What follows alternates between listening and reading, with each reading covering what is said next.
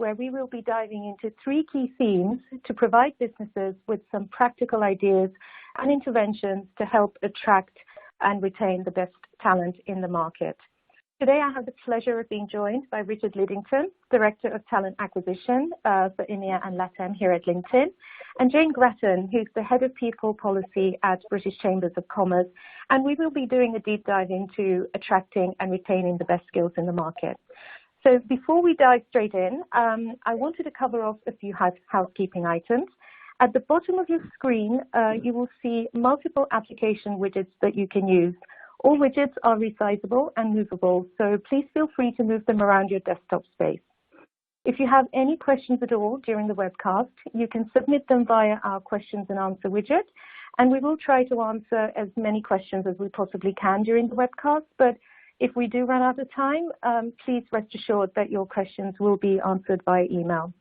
An on-demand version would also be available approximately 1 day after the webcast, and can be accessed using the same audience link that was sent to you earlier. So let's jump straight to it. And I'm going to hand over the mic to Jane Grattan from the British Chambers of Commerce. Well, good morning, everyone. It's great to be with you. Just a word about the British Chambers of Commerce. We're a network of 53 chambers bringing together 75,000 member businesses of all sizes and sectors across the UK.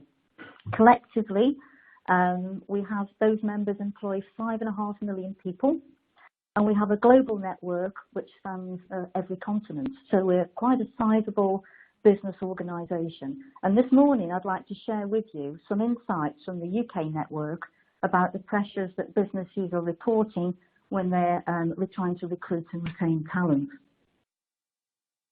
So we know from our surveys that 3/4 of firms are now experiencing recruitment difficulties, and vacancies are taking much longer to fill, around about 6 months in many cases.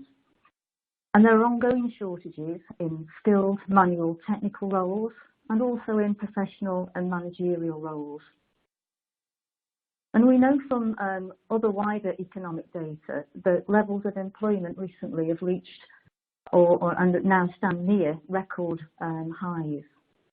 On top of that, we're seeing a drop in inward migration, partly due to the value of the pound, but also because we have competition from other EU member states who are attractive for people who want to leave their home country and work in other areas. Businesses are reporting difficulties with an ageing workforce, where they're losing skills and experience from the workplace. And we have these persistent low levels of productivity that we're all battling with. So moving now to some detail on those recruitment difficulties. In our quarterly economic survey for Q1 this year, we looked at recruitment difficulties in the services sector. The areas with the highest levels of recruitment difficulties were Wales, where 85% of businesses who were attempting to recruit experienced difficulties, followed by 84% of firms in the east of England and the southeast. And the average across the service sector across the country that we surveyed was 70% experiencing difficulties. Turning now to the manufacturing sector, again in Q1, the areas with most difficulties were the southeast, where 94% of firms trying to recruit had a problem, and 93% in the southwest. And across the manufacturing sector, 77% tried to recruit, and 70% of those who tried to recruit had a problem. So you can see it's very tough out there for firms. So the other difficulty we're seeing is a brain drain, where there are a number of factors affecting the ability of businesses across the regions to recruit and retain talent. Transport barriers are one of those difficulties, where it's difficult to link people in residential areas to employment sites because of inadequate public transport, or the time and the stress of sitting in road traffic congestion and transport jams. Businesses are reporting staff leaving the area as they move to jobs in London and the bigger cities. There are retention difficulties because of competition, where people are moving between jobs for different benefits or slightly higher rates of pay. And another problem that's been a constant issue for us over many years is the constant tinkering and change in the skills system, where one initiative is quickly replaced with another, and businesses are telling us that they're losing confidence in the system and they're investing less in training their own staff as a result of this. Let's have a look at the skill system itself. Over the last year, we've seen quite a dramatic fall in the take-up of apprenticeships as the new system of apprenticeship standards is embedding. And recently, government has dropped its target of 3 million apprenticeship starts in recognition of this. Government has announced new T-levels, which will provide a quality technical alternative to A-levels. Businesses have called for this for many years to address technical skills gaps in the workplace. They're due to start in 2020, but our data shows very low levels of awareness at the moment. There's also a review of higher technical qualifications, so we can provide clear pathways for people taking technical options from school and right through their careers. But again, this is going to take time to review and resolve. On top of all of this, we have the impact of automation and artificial intelligence, putting greater pressure on employers to upskill and reskill the workforce. And we have a national retraining scheme in its embryonic form at the moment, where we are, as a network, trying to influence the scheme to make it fit for business and make it work for businesses across all regions. And finally, on this slide, the careers strategy. Again, this is here to introduce by government to help stimulate a future pipeline of talent for businesses, getting young people in schools to think about technical careers. The other area that's causing problems for business at the moment is in accessing migrant labour. So our survey tells us that 4 in 10 firms are using skills and labour from outside of the UK. And these people are employed at all levels within the business, from administrative roles through to management roles. And we know firms are recruiting first and foremost from their local area and then the national labour market, with only a tiny 2% percentage of firms proactively targeting their advertising overseas. But they are reporting a dramatic fall in the number of migrants responding to job advertisements. And some migrants are leaving their jobs and returning to their home country or other EU states. So let's look at the impact of immigration policy changes. The government has released it's released its immigration white paper. And when we talk to businesses, 53% say they'll be affected by the proposed minimum salary threshold of £30,000 for skilled workers. 57% of firms said they'd be damaged by a limit of a 1-year work and residency permit for lower skilled roles. And a third of employers say their employment costs will rise if the immigration skills charge is extended to cover all EU workers as it is currently for those from the rest of the world. So influencing the immigration system, the new immigration system, will be really important to business. So we get that right and we get it working for firms again across all regions and all sizes and all sectors. So let's look at some of those challenges ahead. Let's just recap those challenges. We've got skills gaps across most sectors and most regions. Very important that we find ways of resolving those difficulties and helping firms to recruit and retain staff. We have a new apprenticeship system and a new technical education system. We've called regularly for a coherent and stable system that's going to give business the confidence to invest. It's still in embryonic format, but it's a perfect time now for businesses to start influencing that system and making sure it works for them. The costs of employment are escalating. We mentioned the immigration skills charge, but there are huge amounts of other costs that businesses are facing, with more costs potentially on the horizon as government brings in more employment related legislation. And managing the cumulative cost of employment will be another pressure for business to look at in the year ahead. Adapting to changing demographics.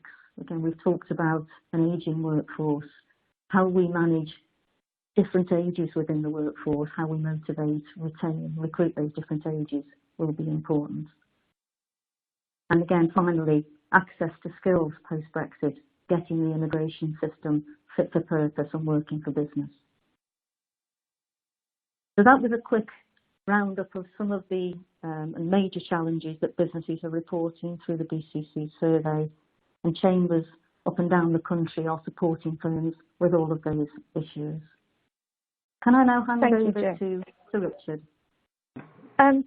Thank you, Jane. Before we hand the mic over to Richard, I just wanted to jump in really quickly because we've had a question from one of our audiences, and they have actually specifically asked a question on your presentation. So, if I may jump in really quickly before Richard, the question that was asked was: does Southeast recruitment difficulties include London across the different sectors? No, we have a separate category for London. Okay. Great. Thank you. I don't have that figure in front of me at the moment, but I can make that available. Sure, that's no problem at all. Thank you, Jane. And Richard, if I can hand the mic over to you now. Thank you, Prashani. Good morning, everybody. My name is Richard Liddington. I'm Director of Talent Acquisition for LinkedIn across Europe, Middle East, Africa, and Latin America. Currently, I lead a team of 60 who will deliver in excess of 1,500 hires for our next calendar year via a 100% direct sourcing model. I'm going to spend the next few minutes talking to you about talent brand, what it is, and how you can use it as part of your talent attraction strategy. So talent brand or talent branding, employer branding became fashionable about 3 or 4 years ago. And for those of you who are not familiar with the premise, talent brand as a dictionary definition is talent brand is what talent thinks, feels and shares about your company as a place to work, which I think is a simplified version of your company's brand and reputation outside of your company walls. Similar to if you're going to the cinema, you may read a review, or you're going to a restaurant and you may look at Yelp. More and more prospective candidates are reviewing your company via Glassdoor or LinkedIn before deciding to apply. So why is it important? Why should you be prepared to invest and spend time on your talent brand? As I said, 80% of people research a company before applying. Talent brand is proven to help engage passive candidates, which occupy 80% of the workforce. Talent brand can influence your retention and your attrition levels. It can generate more referrals because your current employees are happier and want their colleagues and friends and network to be there with them. But ultimately, talent brand gives employees more control over its public reputation, which can help companies in their own vision and mission. 70% of TA leaders, my peers, agree that if done well, an effective talent brand can increase employee engagement, reduce cost of hire, and reduce retention. I'll cover more factors of success towards the end of the presentation.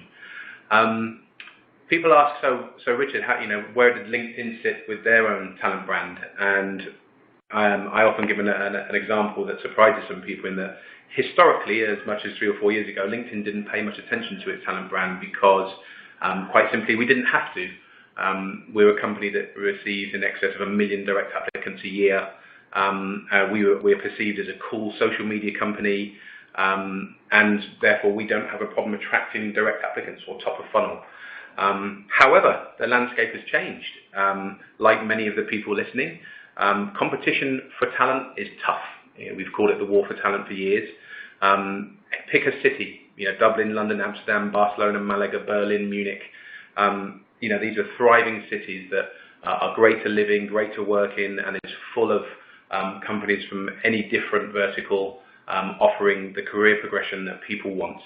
And so your talent brand is your key weapon in your arsenal that will enable you to stand out so that people want to come and work for you. So many companies would want to emphasize that they have free food or on-site facilities like a gym or a barista or various bells and whistles. But if everybody is offering that, how do you differentiate yourself? And I always call that the what is your why, and I'll talk about that shortly.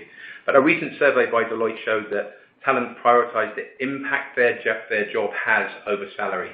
So people put more value in the work they're doing and the contribution they are making than the tangible rewards of their job. So half of your talent brand strategy is understanding what your employee value proposition is and then how you message that and the vehicle you use. So some of you are thinking, wow, talent brand, this sounds amazing. This is something we need to be doing. We need to capture what we're doing internally and message it externally. How do I start? And I'd say whether you're a small business or a large multinational, your recruiting organization needs to understand what your business is doing, where they're going, and what skills they need. That's understanding business strategy and the challenges they face. Any good recruiting team in partnership with communications or with marketing are just as much business focused as they are talent focused. From there, it's easier to identify the gaps in talent, for example, skills, languages, where talent is located, where they will move to. And from there, you can start to build on how do I message and appeal to these people? I cannot emphasize enough how important understanding the business is. Talking from a recruiter's perspective, it can be easy to get caught up in, I need to fill these roles. We've got more and more roles building up. We've just got to keep on hiring. But if you get stuck in the now, you're not going to get ahead in the future. And so by working with the business about a new product release or a new market you're going to go into, then you can start to hire the talent ahead of time and use your talent brand to facilitate that. What can you do? You can use real-life examples of employees to showcase and to speak about what it's like to work at your company. You can use that via photos, videos, blogs.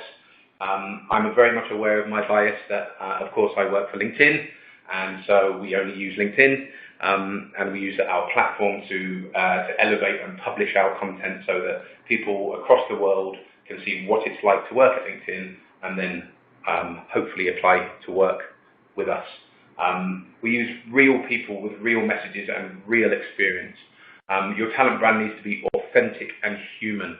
People need to be able to relate to what you're saying. Don't make something that's not true. People will realize that very quickly and it can cause you some damage that is difficult to come back from. But get people to talk about their experience. So, for example, for a number of years as we grow our Dublin headquarters, we've tried to attract talent from continental Europe and nationalities like people in Germany or the Netherlands or Sweden. They're very happy and successful in their own countries, and we're trying to get them to leave their family, friends and places of work to come to Dublin, which is maybe not the most glamorous city, but here we're telling people this is what life in Dublin is like.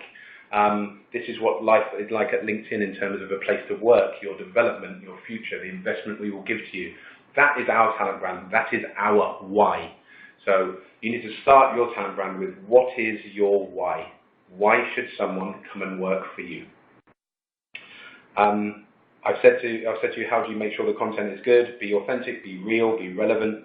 Highlight why someone should apply to you versus your competitor down the road. Don't try and portray something that you are not. And make sure that everyone from your CEO downwards or manager director downwards shares the same message. Everybody is empowered to share their message, but make sure it's the same message. And try not to overthink it. What you don't need is an external agency coming in with you, spending tens of thousands working on a fancy message and video. Sometimes simple is more effective because it's real and people can relate to it. So you understand your business, you've understood your employee value proposition, you've got some great content that you want to share. How do you prove that your talent brand is working? Well, there's any number of metrics that people can use to prove. Quite simply, have you seen an increase in direct applications? About 16 months ago, I employed a talent attraction manager for our office here in Dublin, and in 16 months, we've doubled our direct applicant rate. We've doubled it, which is an incredible achievement in that time frame. Looking internally, you can have your employee voice survey, or if you survey your current workforce to see how happy they are, often those scores will go up. If you work with recruitment agencies as part of your hire, your cost per hire will go down. If you're receiving more direct applicants, you're relying less on recruitment agencies. You'll see employees making more referrals, your attrition will go down, your public brand on forums like Glassdoor can improve, because people are more engaged and want to join you. The time to fill, i.e. the time that people spend in the recruitment process, should be quicker. You'll have more company followers. So there's a range of metrics, both internally and externally, both time-based and then value-based, that you can use to prove that your talent brand is working. I highly recommend visiting LinkedIn.com. There is a free downloadable talent brand playbook. The LinkedIn YouTube channel, specifically Talent on Tap, is the segment you can view, which is using your talent brand as a powerful recruiting tool. They're two great free resources for people to utilize if talent brand is something you currently have and looking to refresh or improve, or looking to establish from the beginning. I'll hand that back to you now, Prashani. Great. Thank you so much, Richard. So as I was listening, we seem to have a couple of questions actually pop up, which I wanted to put forward to you both. Perhaps, Richard, if I can direct this one to you. One of the questions that was asked was that once you actually recruit the skills into your organization, can you share a little bit more about measures to engage and retain the skills that you actually bring in? And I think this is a fantastic question because, this is a challenge that a lot of organizations, certainly from my experience, encounter. Sure. So, I'm a recruiter. I've been in recruiting for 20 years. And, we are the beginning of an employee life journey. If you look at an HR organization, they should be responsible for hire, train, and retain. So that's getting the best people in, making sure they're improving and they're not going anywhere. So hire, train, retain is the expression we would use. So TA doesn't necessarily, recruiting doesn't have to stop once the employee starts or the bum is on the seat. That's not when it ends for us, because instantly that employee now becomes part of your internal talent pool. Which so many people will tend to overlook. They always think recruiting is externally facing. And so HR as a function needs to work together to make sure people are in the right job. And what I mean by right job is that a job that they're happy in, they are learning, and it challenges them. And so that comes from partnership with your HR VPs, your business partners, and very specifically with learning and development. So you're seeing more and more companies these days strategically partnering with the learning and development function to upskill or reskill the employee workforce that they already have. So there may be new products or technology or systems coming up in the future. Instead of hiring new people externally and taking a risk, is this person going to be a cultural fit? Are they going to work out? It's can we give our current workforce and the opportunity to move into something new? So at LinkedIn, part of one of our cultural tenets is transformation. So this is something we live and breathe every day. Recruiting is, yes, it's the beginning, but it's also how you can then partner with the business partners, learning and development to make the most out of the internal talent pool. And of course, one of the simpler ways of proving that works is if your attrition is going down. A lot of people will leave a company, what we call your regrettable attrition, is if they don't see progression or they don't see where their career is going next. And so if you upskill or reskill or highlight other areas of the business where there are opportunities, then your workforce will stay with you. So that's, that talent brand feeds into that, but then more partnering with the other HR functions. That's a very interesting point, Richard. And I think, a holistic approach to talent acquisition needs to be considered by the sounds of what you're just describing. So not just about, putting effort into bringing talent in, but what are organizations doing in order to get the best out of their talent, to nurture that talent and to develop them further. We've also had another really good question that's come through. Richard, again, I think this is probably more your bag. If we have a strong talent brand and strong employee value proposition, do you still need to put financial incentive on internal referrals? What are your views on that? Great. It's a great question. It is, isn't it? And there's not one that is right or wrong. Financially incentivizing for referrals is reasonably commonplace. Some companies pay, thousands, up to tens or teens for referrals, depending on seniority. In some companies, referrals are looked at as, look, you're referring top talent to the company you already work for. It's your responsibility to make sure that we are improving as an organisation. We shouldn't need to bonus you based on that. There's also some schools of thought that having a referral system doesn't increase your diversity, because people tend to refer people like themselves, i.e. people they used to work with, so you're not getting any diversity of thought. People who they've previously worked with or went to school with, so is there any diversity of age or background?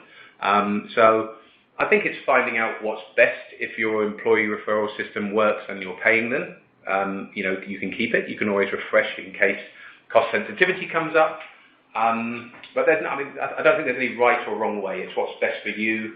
If your current system is generating great levels of referrals under its current system, then I would suggest to keep it. However, if it's creating a lot of noise and not a lot of good hires, then maybe a refresh and then reducing or taking away financial incentives so that people, make the barrier to entry higher so that people only refer better, more skilled people. It's a good question, though. It is a very good question. Thank you for that, Richard.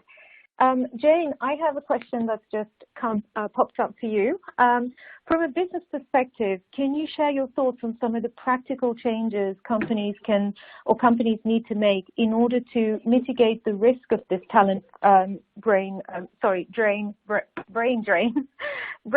as you alluded to earlier in your slides? Yes, yeah, I think there are a number of things that businesses can do. We know that employees now are at different stages of their life. They need more flexibility in their roles so that they can deal with caring responsibilities, work-life balance issues, for example. So one of the easy things that firms can look at to retain talent is to look at how they can adopt flexible working policies or agile working policies. For example, to reduce the need to travel. So if somebody is struggling with road traffic congestion or public transport delays, maybe they can work from home through the use of technology. Maybe you can flex your shift patterns. Maybe you can look at job shares. There are a whole host of ways that a company can maybe look differently and flex the way it works in order to accommodate existing workers, in order to attract talent from different talent pools out there that might not have looked at your organisation before. And in terms of the last question, how you can sort of increase diversity as well across the workplace through flexible working. So that's one way. I think another way is to promote your organisation and the fantastic careers that you have available in your local area to the local workforce more widely. And one of the initiatives that Chambers of Commerce assist businesses with across the country is a sort of open door initiative where you can showcase the fantastic work you do and the careers on offer and organise days where people can come around and talk to you. And linked to that, many chambers offer a business education introduction service where businesses can go into schools and work with teachers and schools leadership and speak with young people of all ages from primary through to secondary, again to talk about the different sorts of careers and linking future jobs, prospects and subject options and STEM subjects and winning in STEM and all sorts of exciting talks and materials and visits behind the scenes for school children, so that again they start to think about their future careers in terms of, you know, what can I do locally.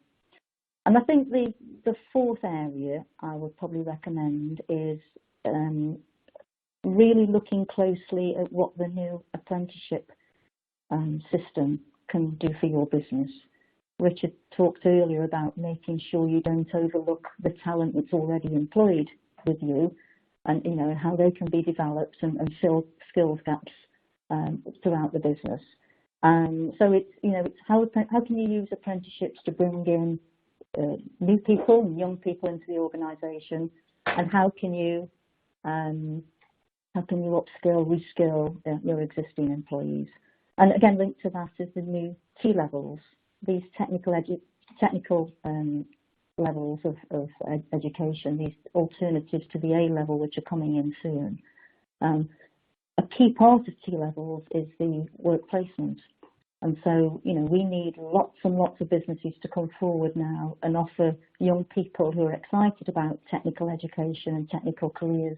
We need businesses like yourself to come forward and say, you know, I will offer one of those work placements, and I can see, you know, what sort of, whether that young person will fit, and maybe there's a career opportunity, you know, within my company. Wonderful. Thank you so much for that answer, Jane. And I'm sure we're going to have some follow-up questions on that. Richard, you've got another question actually from one of our listeners. How is LinkedIn using data and analytics and big data to drive further performance in talent acquisition and improve retention? Any interesting trends that might be applicable for other organizations? I know you're going to love this question, so I'll let you get right into it. I mean, it's a huge question. We could probably be running a whole session on this topic alone. So I'll break it into two. Are there any interesting trends that might be applicable for other organisations? Yes, there will be, but without knowing the specifics of what that company does, their current workforce alignment, where they're hiring people from, or who they're losing people to, it would be difficult to maybe talk to that. But if the person who asked that question wants to connect with me, then I'm on LinkedIn. For how do we use data? So we are a data-rich organisation, and for that we're very lucky. We have a wonderful tool called LinkedIn Talent Insights, which we released last year, 18 months ago. And that is a tool that allows us to digitize and give visual representation of where talent is in the world for a certain job or a certain industry, where they are moving to, what companies are hiring them, where the skills that these people have got, where, you know, the universities that they went to. So that allows us, recruiters, to give recruiters information in their hands before meeting with hiring managers to say, look, this is the talent pool that you're looking to dip into. One of the most fascinating pieces of data is talent flow. So you know, a company can probably give you, if you ask a standard HR team, where did you hire your last 100 people from? They could probably tell you by looking through employee files, but could they tell you where they lost the last 100 people to? And that is a really keen use of data to say, look, we're losing to X company. Do we know why? Are they offering more money? Do they offer a different benefit? Are they being exposed to newer tech or systems? So that allows companies to address their attrition. People can often think, oh, if I want to hire someone from tech industry or banking and finance or FMCG, there are these pockets. But you know, looking further abroad, can you look into Europe, into Asia, or the US for pockets of talent where there are lots of people there with limited demand? That's, I mean, very future focused and a pretty advanced level. In terms of how we use data in a more day-to-day basis would be metrics like time to fill, how quickly we are filling roles, offer accept rate. We would use NPS scores or the NPS system to measure how recruiters are interacting with their hiring managers, and then your candidates. You know, that whole area of how happy candidates are, both who are successful and unsuccessful, is a huge area in recruitment. candidates need to be treated professionally and respectfully, whether they are successful into the job or not. Often people apply to a job and hear nothing, and that's an awful experience. A lack of feedback just puts people into a black hole, thinking that company doesn't like me, or they feel they can't respect me enough. So there was an interesting survey done by Virgin Media in the UK.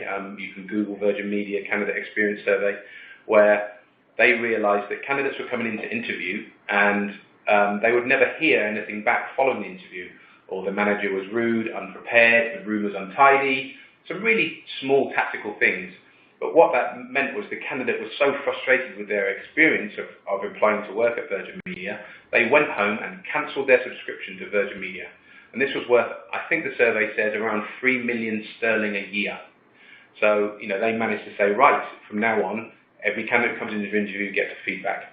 The room will be tidy. The manager will be prepared. They will know who they have met before. They will know the questions they've been asked before. So this is some really achievable changes that people can make to make sure that candidates are being treated nicely, and one of the key metrics and data we would use here. I can see that Alex asked that question. So Alex, if you have follow-up questions, please feel free to connect. Wonderful, thank you. And I've got one last question, actually. It's around looking at quality. So you talked about, the different metrics, which kind of dovetails quite nicely. So how would you actually look at measuring the quality of hires? So I smile at your question, Prashani, because this is the $1 million recruitment question. And the quality of hire is really difficult to prove and to measure. Some people would look at tenure. One key metric you can say, if someone leaves a job or leaves your company within 12 months, that was a mishire. There was something not identified. Of course, it's not going to be for everyone. There could be some personal circumstances that change in terms of moving home or winning the lottery or whatever. But if it was just a basic performance or mismatch in terms of company and individual, then that's looked at as a mishire.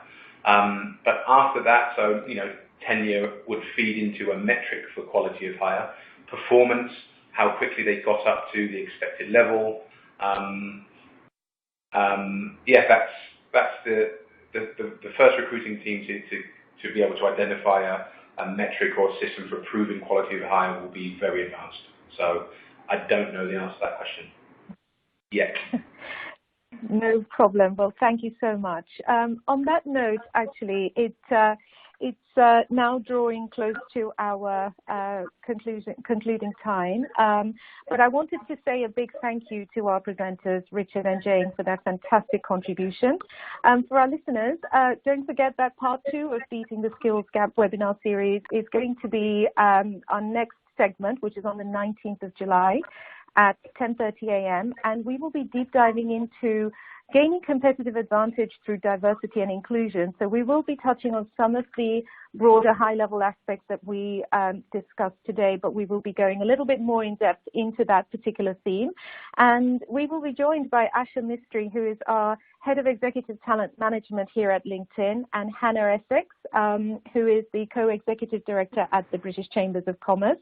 And our Part 3 segment, which is going to be on the 23rd of July at 10:30 a.m., we'll be looking at how to create a winning employer brand. And that session will be led by John McCall, Talent Attraction Manager at LinkedIn, and Caroline Andrews, who is the Vice President for HR for UK and Ireland at DHL Express.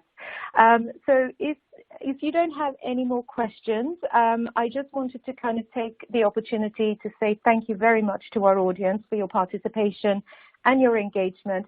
And we look forward to seeing you at the next webcast. Thank you so much.